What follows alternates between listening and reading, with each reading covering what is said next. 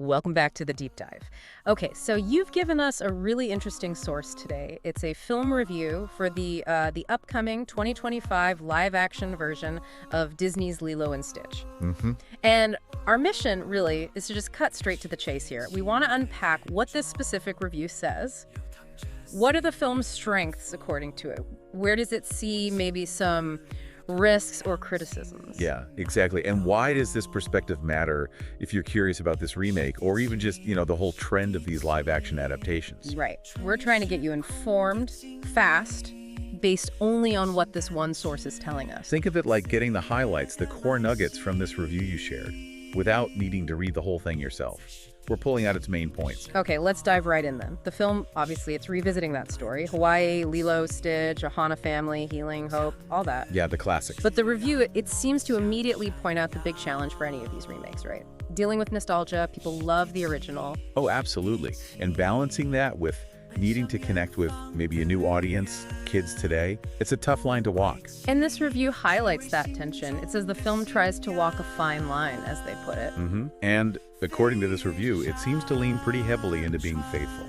Really? How faithful? Well, it makes a strong claim. It says the film is remarkably faithful, adapting nearly 90% of the animated movie. Wow, 90%. That's a lot. It is.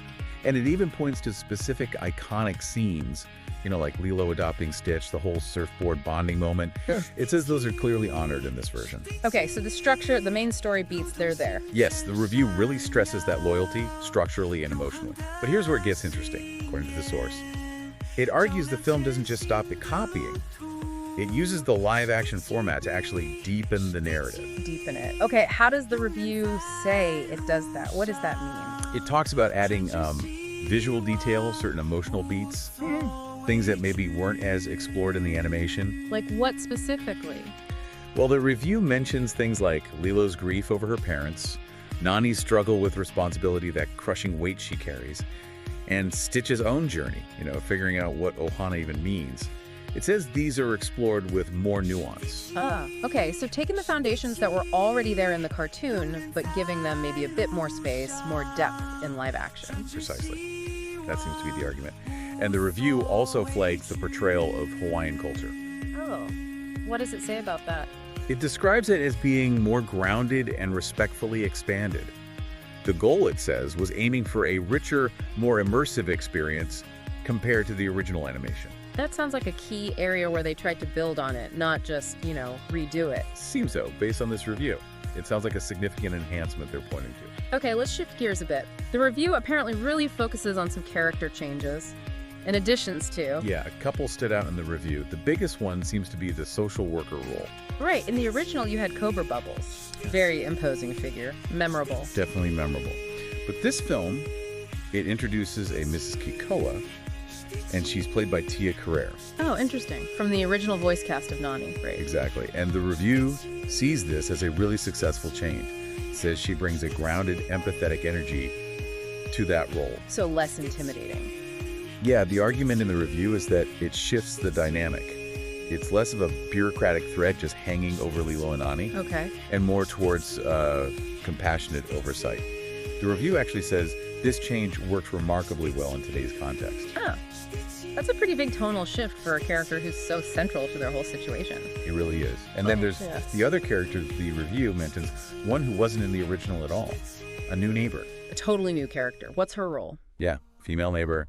Described as kind of comedic, quirky, and the review suggests she's there specifically to provide some much-needed levity. Okay, a bit of comic relief, but does the review say she adds anything more thematically? It does, actually. It argues she adds another dimension to the community around them. It helps reinforce that idea, it takes a village. Or at least a supportive neighborhood, maybe. Right, to help a family that's struggling like Lilo and Nani are. Exactly. So the review seems to imply these aren't just random changes, but they're meant to serve the story's existing themes. Okay, now, this sounds like a big one. The review says the film takes a daring turn with the ending. It changes the climax. Yeah, this part of the review really caught my eye, because it shows a very deliberate choice to not follow the original script at a key moment. How different is it? Well, the review points out that while most of the plot is super consistent, the ending is altered. Remember in the animation, Dr. Jumba and Pleakley sort of redeem themselves. They become allies. Yeah, they end up staying with the family, part of the ohana. Right. Well, according to this review, in the live-action version, Jumba's actually captured, taken away at the end. Whoa. Okay. They changed that. That feels oh, that ending is so beloved. It's a very bold move. And the review acknowledges that. It interprets the change as maybe adding a layer of realism, like consequences for breaking intergalactic law. Consequences. But it immediately says this decision subtly changes the resolution's emotional tone. Which makes sense, right? Definitely. It changes the whole feeling of that ending. The review notes it might surprise, maybe even disappoint some longtime fans, but it also suggests this offers a new way to examine justice and redemption in the story. So a risk, but maybe one with a purpose. That's how the review frames it, calls it a bold decision, and argues that, in its view, this helps the remake feel like more than just a straightforward scene-for-scene translation. It gives it its own angle. Interesting. Okay, so speaking of how people might perceive these changes, the review talks about the critical reaction. It does, and it sounds like it's pretty divided so far. The review calls it a tale of two camps. That sounds pretty standard for these big remakes, doesn't it? Yeah, not entirely surprising. The review contrasts the really positive takes, like from Parents.com. What did they say? Quoting things like a live-action gem, praising its warm messages of legacy, family, and culture, and specifically calling out the respectful treatment of Hawaiian identity, its gentle heart, things like that. Okay, so that's the positive camp. What about the other side, the criticisms? Then it brings in the much more cynical takes. It mentions the New York Post, for example. And they were less impressed. Considerably less. Yeah. Using pretty harsh words, actually. Calling live-action remakes generally worthless abominations. Ouch. Yeah. And accusing this film specifically of leaning too heavily on nostalgia, basically without offering true innovation. Okay, quite the stark contrast then. The review makes it clear it's not landing the same way for everyone. Definitely not. But the review kind of balances this out. It suggests that for a lot of viewers, despite the criticisms or debates, those updated characters, the visual enhancements, they might genuinely breathe new life into the story for them. So maybe not reinventing the wheel, but polishing it up. Kind of. The review uses this analogy, saying it might not reinvent the wheel, but it adds a few more spokes and a better grip, which is a nice way to put it. Okay, so if we pull the review's whole perspective together, what's its final verdict? Does it ultimately lean positive or negative? The main takeaway, the central success point that the review keeps coming back to, is that the film succeeds in the most important way. Which is? Keeping the heart of the original alive. That seems to be the key thing for this reviewer. And what does the review credit for achieving that? What makes it work in its view? It points to a few things. The touching performances, it specifically names Maya Kealoha as Lilo. Also, those subtle cultural updates we talked about, and the carefully placed new characters like Mrs. Kikoa and the neighbor. Right, so it sounds like the review doesn't just see it as a cynical, a cash grab remake. That's definitely the impression the review gives. It explicitly calls it more than a commercial remake. Suggests it's closer to being a love letter, both to the fans and to that core idea of finding family where you least expect it. A love letter.